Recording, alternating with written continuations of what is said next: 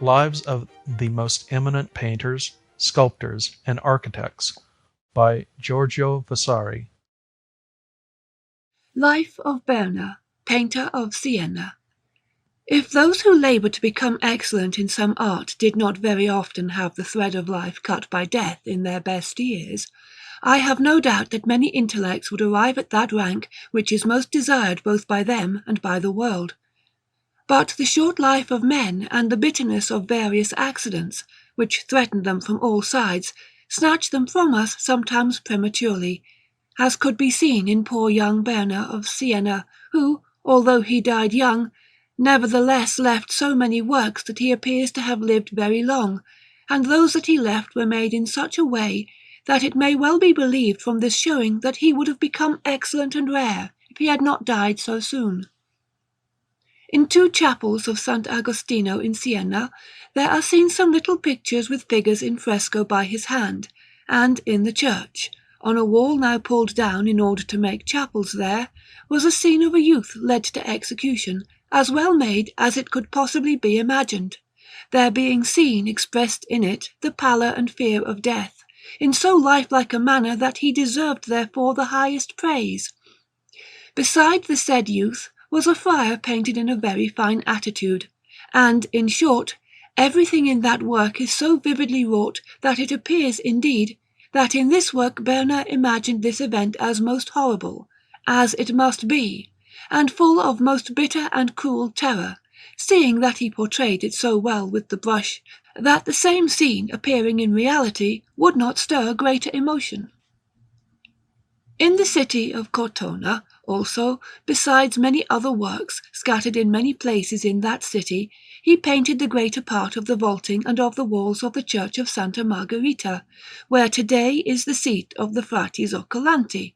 From Cortona he went to Arezzo in the year 1369, exactly when the Tarlati, formerly lords of Pietramala, had caused Moccio, a sculptor and architect of Siena, to finish the convent and the body of the church of Sant' Agostino in that city, in the lesser aisles of which many citizens had caused chapels and tombs to be made for their families. And there, in the chapel of San Jacopo,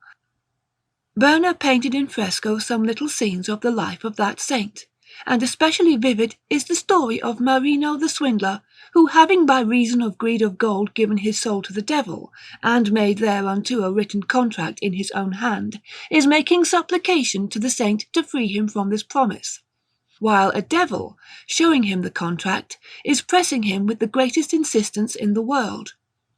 In all these figures Berna expressed the emotions of the mind with much vivacity, and particularly in the face of Marino, which shows on one side fear, and on the other the faith and trust that make him hope for his liberation from St. James. Although opposite, there is seen the devil, hideous to marvel, who is warmly speaking and declaring his rights to the saint, who, after having instilled into Marino extreme penitence for his sin and for the promise made, is liberating him and leading him back to God. This same story, says Lorenzo Ghiberti, by the hand of the same man, was in a chapel of the Capponi dedicated to St. Nicholas, in Santo Spirito at Florence, before that church was burnt down. After this work, then, Berna painted a great crucifix in a chapel of the Vescovado of Arezzo for Messer Guccio di Vanni Tarlati a Pietramala, and at the foot of the cross a Madonna, St. John the Evangelist, and St. Francis in most sorrowful attitudes, together with San Michelagnolo, with so much diligence that it merits no small praise, and above all by reason of having been so well preserved that it appears made only yesterday. Below, moreover, is the portrait of the said Guccio, kneeling in armour at the foot of the cross. In the Pieve of the same city, in the chapel of the Paganelli, he painted many stories of Our Lady, and portrayed thereafter the life of the blessed Rinieri, a holy man and a prophet of that house, who is giving alms to many beggars who are around him. In San Bartolomeo, also, he painted some stories of the Old Testament, and the story of the Magi. And in the church of Spirito Santo he painted some stories of St. John the Evangelist, and in certain figures the portrait of himself and of many of his friends, nobles of that city. Returning after these works to his own country, he made on wood many pictures both small and great. But he made no long stay there, because, being summoned to Florence, he painted in Santo Spirito the chapel of San Niccolò, which we have mentioned above, and which was much extolled, and other works that were consumed in the miserable burning of that church.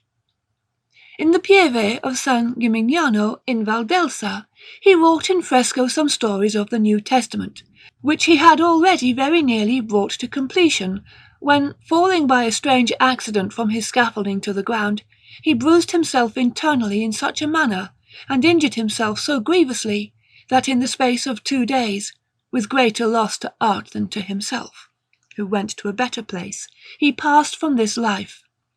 And the people of San Gimignano, honouring him much in the way of obsequies, gave to his body honourable burial in the aforesaid Pieve, holding him after death in the same repute wherein they had held him in life, and not ceasing for many months to attach round his tomb epitaphs both in Latin and Italian, by reason of the men of that country being naturally given to fine letters.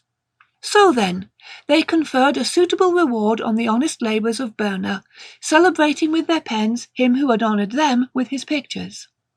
Giovanni da Asciano, who was a pupil of Berna, brought to completion the remainder of that work, and he painted some pictures in the Hospital of the Scala at Siena, and also some others in the old houses of the Medici at Florence, which gave him considerable fame. The works of Berna of Siena date about 1381. And because, besides what has been said, Berna was passing dexterous in draughtsmanship, and was the first who began to portray animals well, as bears witness a drawing by his hand that is in our book, all full of wild beasts of divers sorts, he deserves to be consummately praised, and to have his name held in honour by craftsmen. His disciple, too, was Luca di Tome of Siena, who painted many works in Siena and throughout all Tuscany, and in particular the panel and the chapel that are in San Domenico at Arezzo, belonging to the family of the Dragomani, which chapel, German in architecture, was very well adorned, by means of the said panel and of the work that is therein in fresco, by the hand and by the judgment and genius of Luca of Siena.